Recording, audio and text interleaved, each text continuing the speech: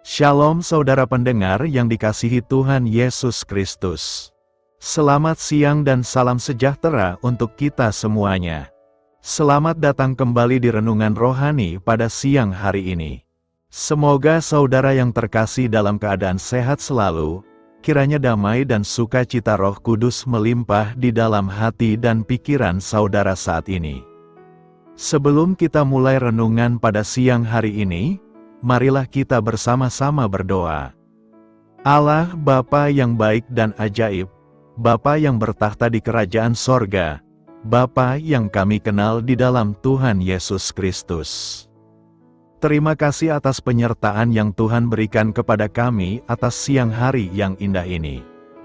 Terima kasih telah memberi kami kesempatan untuk selalu dapat bersyukur atas segala pekerjaan yang kami kerjakan. Maka dari itu, kami mohon kiranya Bapa berkenan menyertai kami selalu di sepanjang hari ini. Terima kasih atas berkat-Mu hingga saat ini kami masih bisa merasakan kebaikan-Mu dan buatlah agar kami selalu mengucap syukur kepada-Mu. Tuhan Yesus Kristus, terima kasih pada saat ini kami masih bisa bekerja. Tuhan, saat ini kami akan memulai pekerjaan kami. Berkatilah pekerjaan ini dan sertailah sepanjang kami selama bekerja pada hari ini, agar menjadi berkat bagi kami, bagi keluarga kami dan juga tempat kami bekerja. Berkati seluruhnya di siang hari ini, agar berjalan dengan baik, dan menjadi berkat untuk kami jalani bersama dengan anak Tuhan yang lainnya. Dalam nama Tuhan Yesus, kami berdoa. Amin. Sahabat pendengar renungan saudara rohani, bacaan renungan dan ayat emas Alkitab renungan kita siang hari ini akan kita mulai dari pembacaan nats sebagai berikut. Semut, bangsa yang tidak kuat, tetapi yang menyediakan makanannya di musim panas. Tertulis di dalam kitab Amsal 30 ayat 25, topik renungan kita hari ini adalah kebun binatang serangga. Bacaan kita pada siang ini dapat Anda baca di Alkitab saudara yang terambil dari kitab Amsal 30 ayat 24 sampai dengan ayat 28. Ada 4 binatang yang terkecil di bumi, tetapi yang sangat cekatan: semut, bangsa yang tidak kuat, tetapi yang menyediakan makanannya di musim panas; pelanduk, bangsa yang lemah, tetapi yang membuat rumahnya di bukit batu; belalang yang tidak mempunyai raja, namun semuanya berbaris dengan teratur; cicak yang dapat kau tangkap dengan tangan, tetapi yang juga ada di istana-istana raja. Kata mutiara renungan kita hari ini adalah, hikmat Allah diberikan kepada orang-orang yang dengan rendah hati meminta kepadanya. Mari kita mulai renungan siang kita. Mari kita mulai segmen kisah inspiratif, kebun binatang serangga di Philadelphia, yang berisi lebih dari 100.000 serangga hidup, menghibur 75.000 pengunjung setiap tahun. Pendiri dan pemilik insektarium itu berkata, "Saya masih menyimpan 1.000.000 serangga lagi." Ia menunjuk berbagai kardus, kaleng roti, dan kotak lain yang menggunung dari lantai sampai langit-langit. Berbagai wadah itu berisi serangga mati dari seluruh penjuru bumi. Film, hologram, mikroskop, dan permainan tentang serangga dapat memukau orang-orang segala umur. Bahkan, ada timbangan berat badan berbentuk kumbang kecil, kunang-kunang, dan serangga lain. Dalam Amsal 30, seorang yang bijak bernama Agur juga memaparkan serangga dan makhluk kecil lainnya. Ia menyatakan bahwa makhluk itu kecil, tetapi sangat bijak. Perhatikanlah semut. Meskipun lemah, penciptanya mengajarinya menggunakan segala kekuatan mereka untuk mempersiapkan masa depan. Perhatikanlah belalang. Meskipun tidak memiliki raja, tetapi ketika jumlahnya berlipat ganda, Allah mengajari mereka berbaris dan bergerak dalam kesatuan. Perhatikanlah laba-laba. Meskipun mereka juga makhluk yang tidak penting, tetapi dengan kemampuan yang Allah berikan, laba-laba dapat mencapai tempat yang tinggi. Apakah Anda terkadang merasa kecil dan tidak penting seperti seekor serangga? Ketika Anda merasa seperti itu, Ingatlah Allah bahkan meletakkan hikmat dan kebesarannya pada hal-hal yang paling remeh. Karena, dalam kelemahanlah kuasaku menjadi sempurna. Menikmati makanan bagian kita, Amsal 30 ayat 8 berkata, "Jauhkanlah daripadaku kecurangan dan kebohongan, jangan berikan kepadaku kemiskinan atau kekayaan, biarkanlah aku menikmati makanan yang menjadi bagianku." Kaya dan miskin itu adalah relatif, persoalannya apakah kita bisa menikmati semua keadaan kita. Itu yang sering menjadi persoalan, baik kaya maupun miskin sejatinya kita harus mampu menikmatinya. Pada masa kini banyak orang berorientasi kepada kekayaan dan itu sudah merupakan gaya hidup banyak orang. Rasanya tidak ada satupun orang yang menginginkan hidup miskin, serba kekurangan dan terus kesulitan dalam memenuhi biaya hidup yang terus semakin tinggi. Tapi di sisi lain, sebuah status kekayaan akan dengan mudah menjerumuskan kita ke dalam rasa kepuasan berlebihan yang malah bisa membuat kita lupa kepada Sang Pemberi. Lalu kemudian lupa bahwa semua itu Dia sediakan bukan untuk ditimbun melainkan untuk dipakai untuk memberkati saudara-saudara kita yang lain. Lalu pertanyaan berikut, apakah jika demikian kita tidak boleh untuk menjadi kaya? Tidak juga, karena Tuhan sendiri menjanjikan kita sebuah kehidupan yang berkelimpahan. Tetapi seharusnya kekayaan itu hadir ketika kita sudah benar-benar siap untuk menerimanya. Arti siap di sini adalah sudah mengetahui terlebih dahulu dengan benar untuk apa sebenarnya Tuhan memberkati kita dan untuk apa semuanya itu seharusnya dipakai. Lalu siap untuk melakukan sesuai dengan kehendak Tuhan. Sebab Yesus berkata, "Karena siapa yang mempunyai, kepadanya akan diberi, sehingga ia berkelimpahan. Tetapi siapa yang tidak mempunyai, apapun juga yang ada padanya akan diambil daripadanya." Mempunyai apa? Dalam versi bahasa Inggris dikatakan mempunyai spiritual knowledge, pengetahuan dan pemahaman yang benar akan maksud Tuhan. Inilah yang mampu membuat kita tetap taat dan setia dalam kondisi apapun, termasuk ketika harta kekayaan hadir dalam diri kita. Inilah yang memampukan kita untuk tidak terjatuh dan tersesat karena silaunya gelimang harta. Kita perlu hikmat dari Tuhan agar bisa tetap berada dalam rel yang benar, agar tidak rusak oleh kekayaan. Ada sebuah doa yang bagus dalam Amsal mengenai hal ini. "Dua hal aku mohon kepadamu. Jangan itu kau tolak sebelum aku mati, yakni, jauhkanlah daripadaku kecurangan dan kebohongan. Jangan berikan kepadaku kemiskinan atau kekayaan. Biarkanlah aku menikmati makanan yang menjadi bagianku." Mari kita fokus kepada hal kedua dalam doa ini, yaitu jangan berikan kemiskinan dan kekayaan, tetapi berilah apa yang menjadi bagianku. Alasan dari permohonan ini ada di ayat selanjutnya. Supaya, kalau aku kenyang, aku tidak menyangkalmu dan berkata, "Siapa Tuhan itu?" Atau, kalau aku miskin, aku mencuri dan mencemarkan nama Allahku. Sesungguhnya ini penting, karena Tuhanlah sebenarnya yang tahu sampai di mana kemampuan dan kapasitas kita untuk menerima sesuatu. Jangan sampai kita menderita miskin lalu sulit untuk melakukan firman Tuhan. Di sisi lain, jangan sampai kekayaan membuat hubungan kita malah rusak dengan Tuhan. Apa yang baik adalah sesuai dengan takaran Tuhan, bukan takaran kita. Dia tahu apa yang kita butuhkan, Dia jauh lebih mengenal diri kita. Oleh karena itu yang terbaik adalah menyerahkan keputusan ke dalam tangan Tuhan. Alkitab pun banyak berbicara mengenai hal ini dalam ayat-ayat lain. Lihatlah bagaimana doa yang diajarkan Tuhan Yesus juga berisikan pesan yang sama. "Berikanlah kami pada hari ini makanan kami yang secukupnya."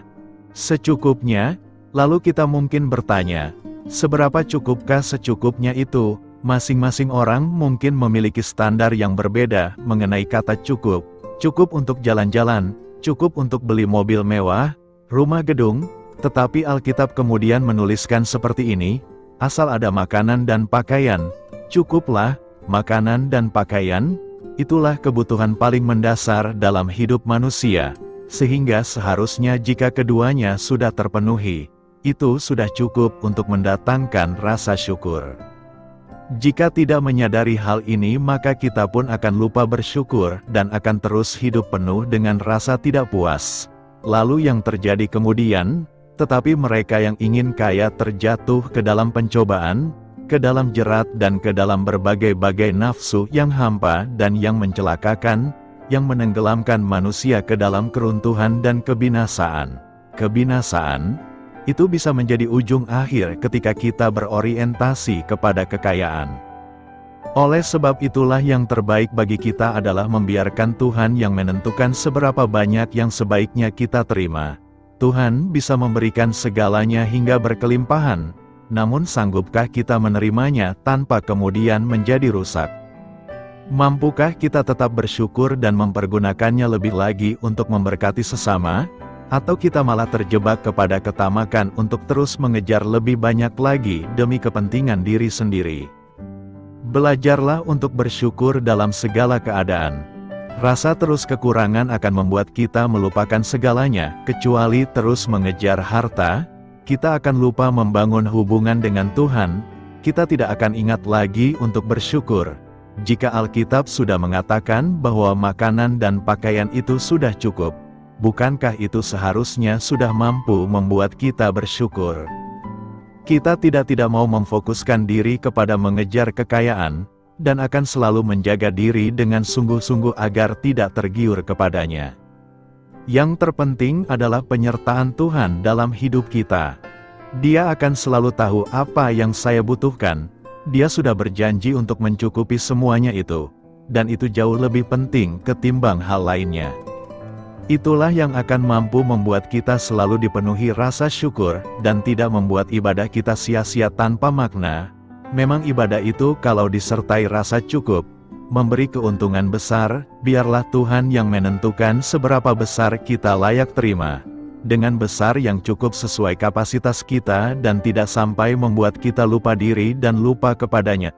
Karena itu, kiranya Tuhan memberikan tepat secukupnya bagi kita untuk tetap bisa bersyukur dan memberkati sesama. Hati yang gembira membuat muka berseri-seri. Amsal 15 ayat 13 berkata, hati yang gembira membuat muka berseri-seri, tetapi kepedihan hati mematahkan semangat. Hati yang gembira membuat muka berseri dapat dimaknai hati yang senang, sukacita, riang gembira. Besar hati atau bahagia menjadikan raut wajah yang tampak bercahaya, semarak, tampak ceria, ada kemuliaan, indah, cantik, elok atau bagus. Ada beberapa hal penting yang hendak kita pelajari dari nas hari ini, yakni: pertama, hati yang gembira membuat muka berseri-seri. Apabila berseri-seri adalah bercahaya, bersemarak, tampak elok, indah, tampak ceria atau cerah sekali, maka muka berseri-seri adalah muka yang bercahaya atau bersemarak. Muka berseri-seri adalah wajah yang tampak elok, indah, atau cantik, wajah yang tampak ceria dan cerah sekali. Dalam kitab Mazmur 34 ayat 5, mengatakan kepada kita, tujukanlah pandanganmu kepadanya, maka mukamu akan berseri-seri, dan tidak akan malu tersipu-sipu. Pemazmur mengingatkan supaya kita mengarahkan pandangan mata hati kita kepadanya, supaya kita memfokuskan pandangan mata hati kita kepada Allah, maka muka kita akan berseri-seri, bersinar, bercahaya, dan akan tampak elok dan menyenangkan, dan kita tidak akan tersipu atau malu. Apabila kita memfokuskan pandangan kita kepada Allah, maka Ia, Yesus Kristus, Tuhan kita akan membuat terangnya bercahaya di dalam hati kita, agar kita mendapatkan terang kemuliaan Allah yang tampak dari wajah Yesus Kristus, Anak Tunggal Allah Bapa, Tuhan kita. Kedua, kepedihan hati mematahkan semangat. Secara umum, kepedihan dimaknai sakit hati yang bercampur sedih. Seperti luka yang ditetesi asam atau garam, jadi, seseorang yang mengalami sakit hati bercampur sedih akan melemahkan perasaan hati, gairah, kekuatan, kegembiraan, dan kemauan untuk bekerja atau berjuang. Dalam kitab Amsal 25 ayat 20, menyatakan, orang yang menyanyikan nyanyian untuk hati yang sedih adalah seperti orang yang menanggalkan baju di musim dingin, dan seperti cuka pada luka. Pemazmur menyatakan bahwa orang yang menyanyikan nyanyian untuk hati yang sedih adalah seperti orang yang melepaskan baju di musim dingin. Bagaimana mungkin tidak kedinginan dan bahkan terlalu dingin yang menyiksa diri? Atau seperti luka yang ditetesi cuka sehingga sangat pedih sekali. Pengkhotbah menuliskan, buanglah kesedihan dari hatimu dan jauhkanlah penderitaan dari tubuhmu. Karena kemudaan dan fajar hidup adalah kesia-siaan. Benar, buanglah jauh-jauh kesedihan dari dalam hati kita. Buanglah jauh-jauh penderitaan dari tubuh kita, dari hidup kita. Mengapa? Sebab masa kemudaan dan fajar kehidupan adalah kesia-siaan belaka. Ketiga, berbuat baik membuat muka berseri. Pada waktu itu, ketika Kain yang mempunyai maksud jahat kepada Habel, adiknya, Tuhan bertanya kepada Kain sebagaimana dicatat dalam kitab Kejadian 4 ayat 6-7 berkata, "Mengapa hatimu panas dan mukamu muram? Apakah mukamu tidak akan berseri jika engkau berbuat baik? Tetapi jika engkau tidak berbuat baik, dosa sudah mengintip di depan pintu, ia sangat menggoda engkau, tetapi engkau harus berkuasa atasnya." Di sini, firman Tuhan menyatakan kepada Kain, "Mengapa hatimu panas dan mukamu muram?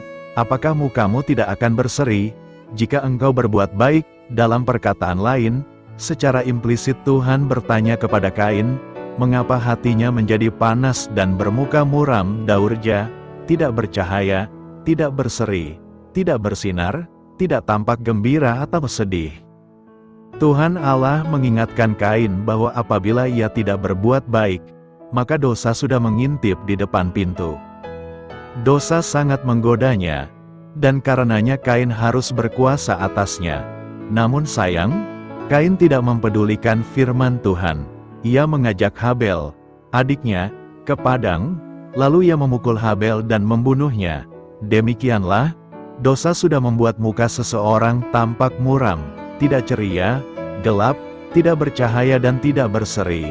Dosa sudah membuat wajah seseorang tidak bersinar, tidak tampak gembira dan sedih. Karena itu, teruslah membuat hati kita bergembira agar wajah kita tampak berseri-seri. Berikanlah hatimu kepada Tuhan. Amsal 23 ayat 26 berkata, "Hai anakku, berikanlah hatimu kepadaku, biarlah matamu senang dengan jalan-jalanku." Hati adalah bagian penting dalam tubuh. Dari hatilah akan memancar kehidupan manusia. Itulah sebabnya pengamsal berkata, "Jagalah hatimu dengan segala kewaspadaan, karena dari situlah terpancar kehidupan." Jika hati kita tidak bisa kita jaga dengan baik, maka dari hati itu juga akan keluar kebinasaan dan kehancuran. Allah meminta kita untuk menyerahkan hati kita kepadanya. Kekuatanmu, talentamu, kasih sayangmu, semua harus diserahkan kepadanya, agar ia melakukan padamu apa yang menyenangkan hatinya, dan melayakkan kita ke dalam hidup kekal. Manusia bisa saja menyembunyikan isi hatinya kepada manusia. Manusia pun tidak bisa membaca isi hati orang lain. Hanya Tuhanlah yang bisa membaca hati manusia. Manusia hanya mampu melihat apa yang di depan mata. Tetapi Tuhan mampu melihat hati kita. Jika kita membaca kitab suci, maka kita akan temukan banyak sekali kata hati. Orang yang baik hatinya akan memancarkan kebaikan dalam hidupnya. Ketulusan hati akan menuntun kepada hal yang baik pula, agar hal-hal negatif tidak menggerogoti hati kita. Berjaga-jagalah dengan doa dan kekuatan firman Tuhan. Mereka yang senantiasa menjaga hati akan memiliki energi untuk menjalani masa-masa sulit kehidupan. Apakah ciri-ciri hati yang Tuhan inginkan dari kita manusia? Pertama, hati yang menomorsatukan Tuhan. Ada orang yang enggan menyerahkan hatinya kepada Tuhan karena berjuta alasan. Sibuk kerja, komunitas tidak asyik, aturan firman terlalu mengekang, dan lain-lain. Namun, Tuhan telah berjanji, ketika kita menomorsatukan Dia dalam setiap aspek kehidupan, kita akan dibahagiakan oleh jalan yang Tuhan pilihkan bagi kita. Kedua, hati yang meluapkan hal baik, tetapi apa yang keluar dari mulut berasal dari hati dan itulah yang menajiskan orang. Dengan mulut yang sama, kita bisa memaki orang atau memuji Tuhan. Jadi, hati-hatilah dalam berucap, karena dari situlah orang dapat melihat siapa kita. Renungkanlah, apakah kata-kata yang kita ucapkan hari ini baik dan benar? Sudahkah kualitas perkataan kita mencerminkan hati seorang pengikut Kristus? Berbahagialah orang yang suci hatinya, karena mereka akan melihat Allah. Ketiga, hati yang bersih dari iri. Hati yang tenang menyegarkan tubuh, tetapi iri hati membusukkan tulang. Iri hati adalah kejahatan tidak kasat mata, karena hanya Tuhan dan orang yang bersangkutan yang tahu isi hatinya. Berhentilah iri, karena itu sama dengan merusak diri sendiri dan tidak akan membawa sukacita dalam hidup kita. Sebab di mana ada iri hati dan mementingkan diri sendiri, di situ ada kekacauan dan segala macam perbuatan jahat. Memang tidak mudah rasanya menerima situasi ketika melihat orang lain meraih kesuksesan atau tampak lebih diberkati. Namun, tetaplah bersyukur dengan apa yang kita miliki. Hitunglah berkat kita setiap hari, dan lakukan 3 hal ini untuk menyingkirkan iri hati, dan bergembiralah karena Tuhan, maka Ia akan memberikan kepadamu apa yang diinginkan hatimu. Keempat, rancangan hatiku, rancangan Tuhan. Banyaklah rancangan di hati manusia, tetapi keputusan Tuhanlah yang terlaksana. Mungkin kita sudah menyusun banyak rencana untuk setahun, bahkan beberapa tahun ke depan.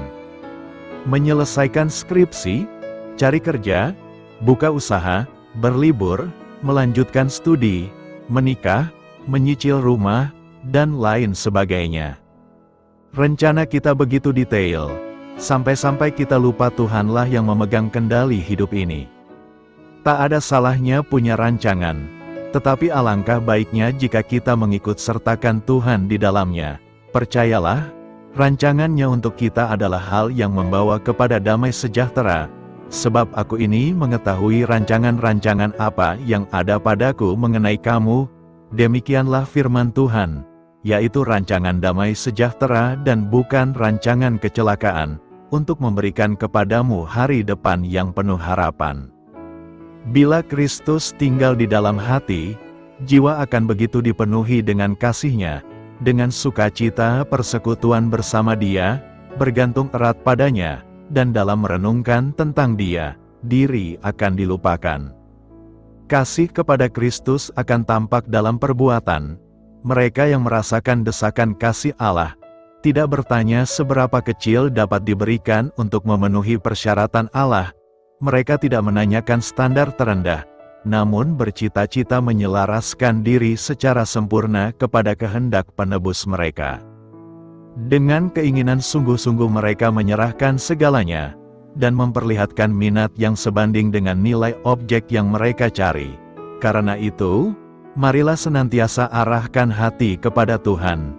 Jagalah hati kita dari segala kecemaran, dan bergembiralah, karena kita percaya bahwa rancangan Tuhan selalu yang terbaik.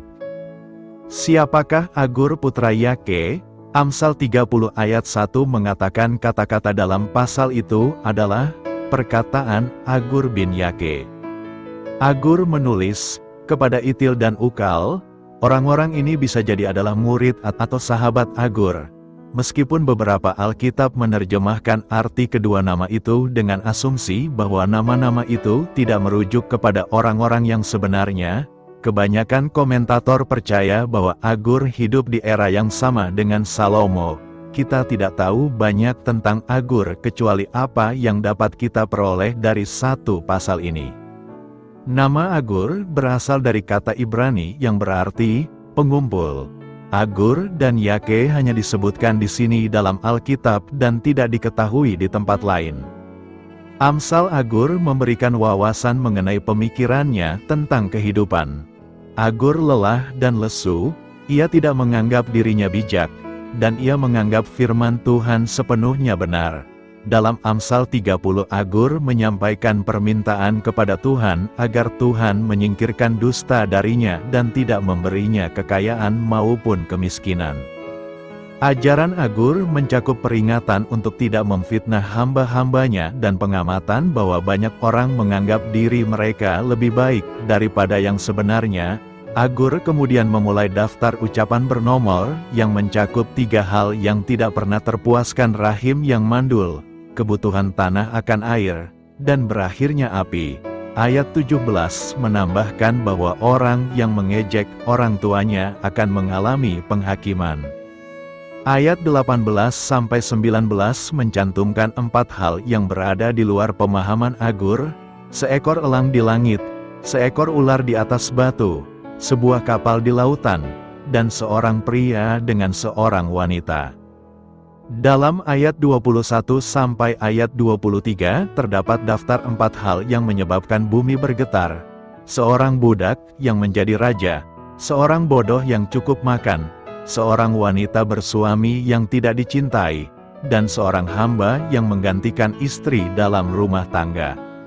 Ayat 24-28 mencatat 4 hal kecil yang sangat bijaksana: semut, luwak batu, belalang, dan kadal. Ayat 29-31 menyebutkan 4 hal yang membanggakan: seekor singa, seekor ayam jantan, seekor kambing, dan seorang raja beserta bala tentaranya. Ayat 32-33 menasihati bahwa jika Anda telah bersikap bodoh dalam meninggikan diri, Anda harus berhenti juga. Mendorong seseorang untuk marah adalah tidak bijaksana. Pengamatan yang sederhana namun mendalam tentang kehidupan ini mengungkapkan banyak aspek dari pria yang tidak dikenal bernama Agur ini. Misalnya, Agur menyadari hikmat Tuhan lebih besar daripada hikmatnya sendiri. Dia memahami godaan kekayaan. Dia tahu banyak aspek kehidupan dan ciptaan Tuhan akan tetap menjadi misteri di luar pemahamannya. Dan Agur tahu pentingnya mengendalikan amarah, menghindari kebodohan, dan hidup untuk Tuhan. Dia mendorong para pembacanya untuk menjauhi kehidupan yang tidak menghormati Tuhan dan menghasilkan penghakiman. Sebaliknya, Agur mendorong menjalani hidup dengan rasa takut yang benar kepada Tuhan dan perhatian kepada orang lain. Selamat berkarya untuk Tuhan. Selamat memulai karya dalam minggu ini untuk Tuhan. Doa saya menyertai saudara sekalian. Saya memberkati Anda agar sewaktu Anda mencarinya dari Dia, Bapa Surgawi Anda akan memberikan bagi Anda roti harian Anda. Dalam nama Yesus Kristus, Tuhan yang berkuasa atas alam semesta dan menuntun kita kepada iman yang menyelamatkan. Tuhan Yesus menyertai senantiasa. Tuhan memberkati. Amin.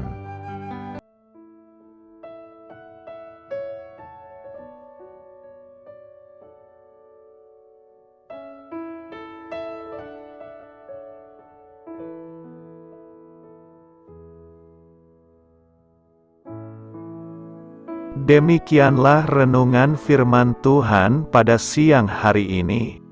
Semoga menjadi kekuatan di dalam hidup kita dan menjadikan kita pribadi yang lebih sukses.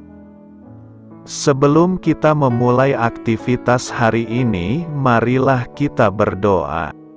Bapa kami yang ada di sorga, terima kasih atas kasih dan kebaikan Tuhan yang begitu besar buat kami. Tuntunlah perbuatanku agar di sepanjang hari ini saya bisa bekerja sebaik-baiknya, tidak pernah jemu menolong sesama, selalu ramah dan tahu terima kasih, menghayati iman dan mengamalkannya dengan sekuat tenagaku.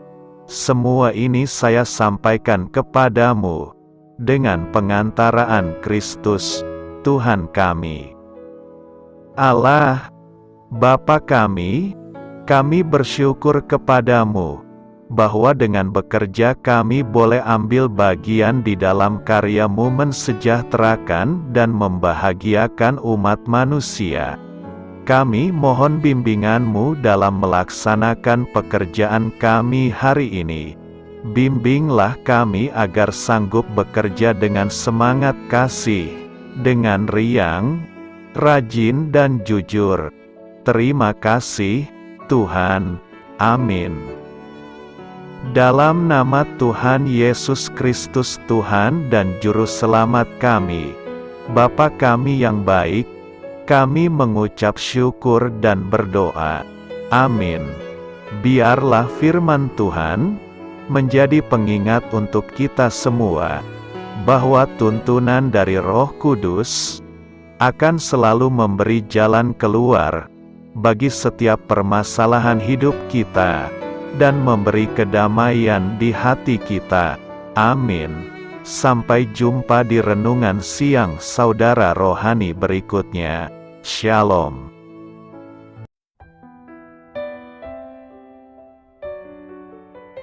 Halo untuk semua pendengar saudara rohani yang terkasih di dalam nama Tuhan Yesus Kristus dimanapun berada.